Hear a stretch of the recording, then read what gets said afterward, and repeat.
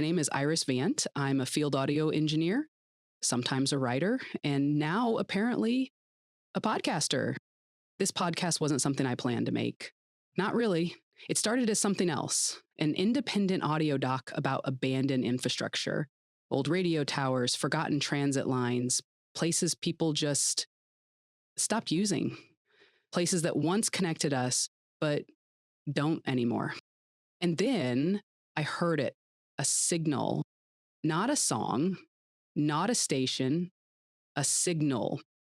One that doesn't follow the rules of FM or AM or any modern frequency map I've found. One that appears and disappears at irregular intervals.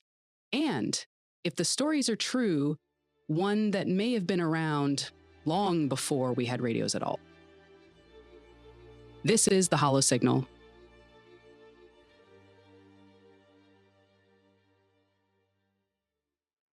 Let me back up. I grew up in a small town in Washington called Candler's Bend. It's the kind of place you'd miss even if you were trying to find it. Just a few rusted road signs off a logging route, a single grocery store that sells bear repellent and VHS tapes, and about 80 people who don't like questions. The town is surrounded on all sides by dense forest. The Quinault people used to say that the trees there whisper at night, that if you walk too far from the trail, the forest starts to hum. Not wind, hum. When I was 11, my Uncle Matt went missing. He was one of those tinkerers. Shortwave radio, vintage gear, lots of late nights in the shed behind our house, hunched over strange electronics, speaking into the dark. The night he vanished, my mom woke me up around 2 a.m. There was this sound, almost like a thunderstorm caught on repeat. She thought it was interference, something on the radio. But I remember creeping out of bed, going to the window, and seeing his shed bathed in this pulsing bluish light, a light that didn't seem to have a source. By the time we got outside, he was gone. Shed door wide open, no footprints, no blood, just his radio. Still humming. The police said he probably got lost on a night hike, but he wasn't wearing shoes. His car keys were still on the workbench. And later that week, when we went through the tapes he'd been recording, reel-to-reel stuff, half of them had been magnetically wiped. The other half were blank, except for one repeated phrase in a distorted voice. Do not follow the hollow signal. That was the last time I set foot in Candler's Bend, until 2 months ago. Flash forward, I'm on a freelance assignment, recording audio and oral histories in rural Washington, tracing stories of forgotten phone networks, derelict towers, analog dead zones. I'm in a bar in a town called Elkmire, editing on my laptop, when this guy, late 60s, gray beard, big eyes, sits next to me and says, If you're into dead frequencies, you should look into the Pines broadcast. I asked what that was. He told me a signal that comes through the forest up in Jefferson County doesn't appear on any tuner, only comes through certain radios, old ones, usually with vacuum tubes. No music, no news, just static. And then something else. He said it's been coming and going for decades, maybe longer. Sometimes people record it. But the strange part, when you play those recordings back, they change. Not glitch, not degrade, change. I thought he was just being weird, until he pulled something out of his jacket, a dusty, ancient micro cassette player. He pressed play. Here's what I heard.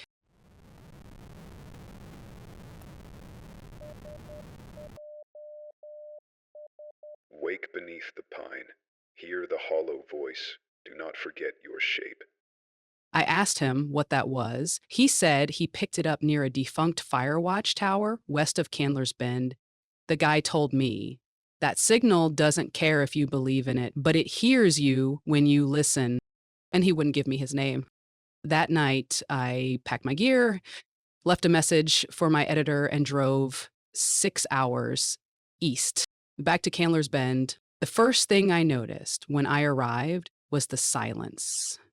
Not quiet silence, the kind that presses against your skull. No birds, no wind, just this absence.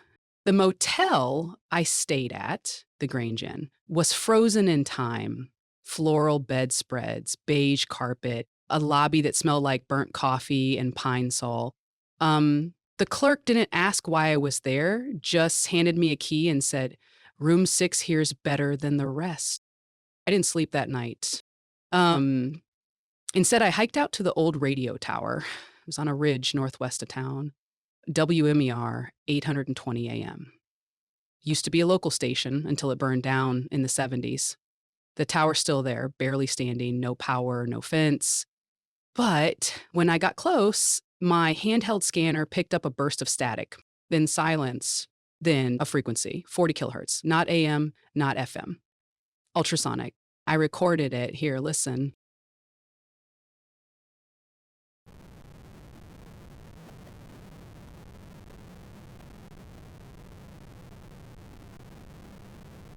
Not ours. It's beneath listening. Slowed it down, layered it, ran it through filters. Beneath the hum, something like breathing and a voice. Slowed down, warped, but I can make out fragments. I went to the town library the next day, same creaky floorboard, same faint smell of mildew and regret. I asked the librarian, Edith Holt, who's been there since before I was born, if they had any WMER archives. She didn't speak, just stared at me for a few seconds, then motioned me to the back.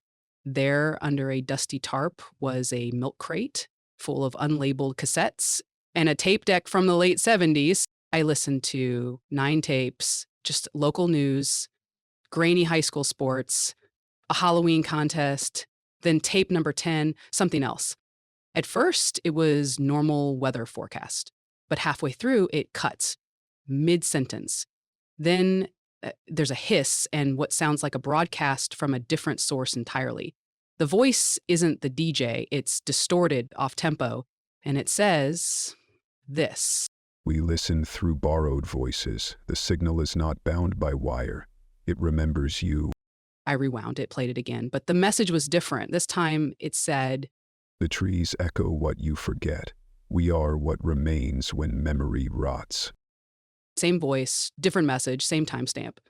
How does a tape do that? I don't know exactly what the hollow signal is yet, but I know it's not just folklore. It's not just some radio anomaly.